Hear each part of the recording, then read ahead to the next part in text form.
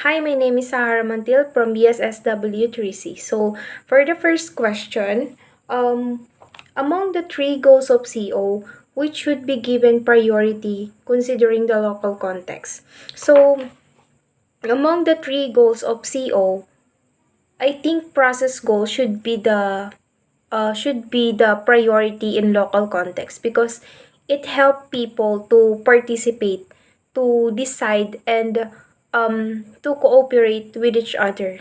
Kasi it is not only about doing projects, but it is about helping people learn how to work together. Kasi if people learn the process, they will not always depend on outsiders like sa social workers or ayuda from NGOs. Like for example, no, after a typhoon or a flood or a disaster, many families lost their house or their things. And if we only focus on task goals, like for example, the project will be like giving relief goods, ayuda, or clothes like that. And yes, that is important because people are hungry and tired. But if we stop there, people will just wait again for next help, and they will become dependent and always expect donations or ayuda. But if we focus on process goals, we will not only give relief, no? We will also talk with the people and ask them what they really need and what they can do together.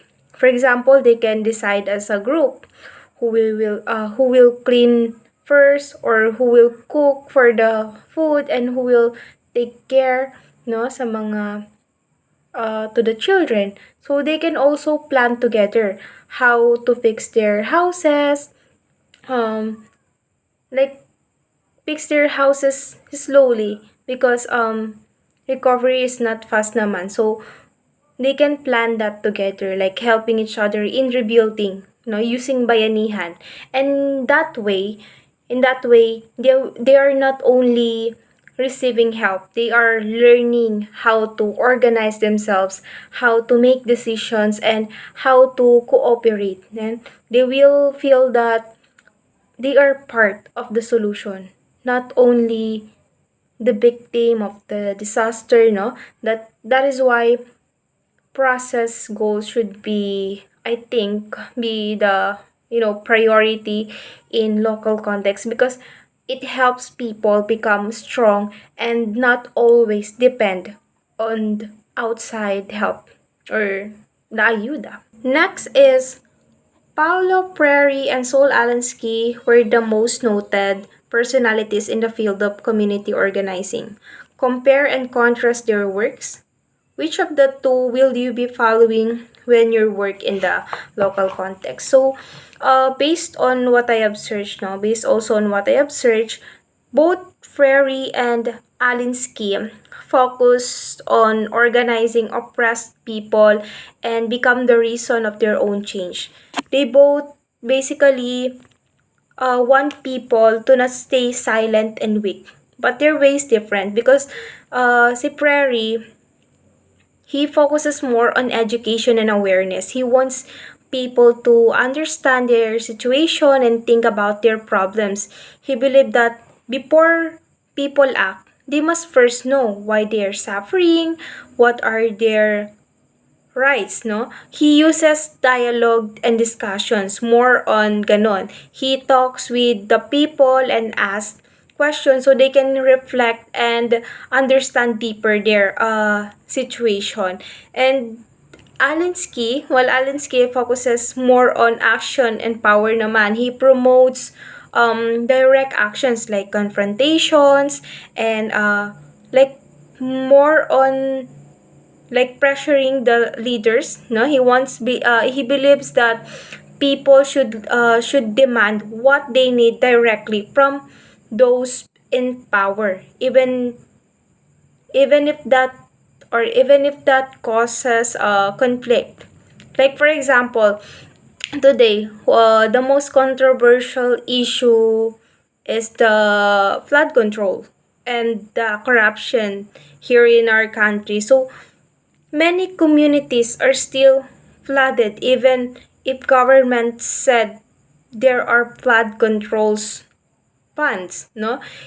If we apply the approach of prairie, no, the people will first talk together about why flooding still happens. They will ask questions uh, like, saan napupunta yung pondo, and also, bakit paulit-ulit yung baha? Like that.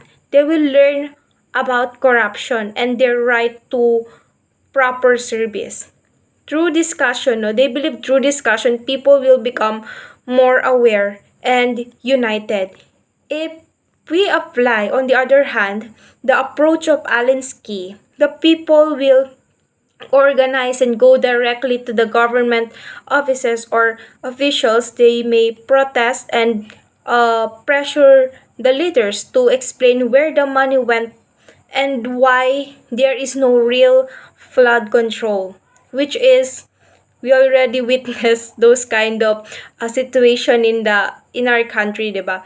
And that approach is more confrontational and fast in action. So that's Prairie's approach. So the question is, so my answer to the question is, if I will work in a local context, I think I will follow Paulo Freire approach, because many people in our country, in our community, still need to understand their problems and rights.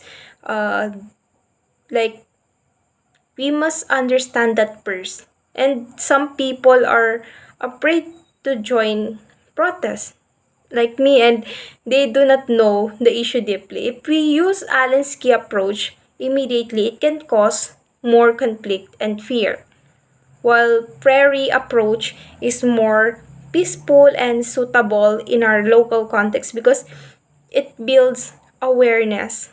It builds awareness first before action. When people understand the issue, they will act not just because of anger, but because they know they deserve better and they know what they are fighting for.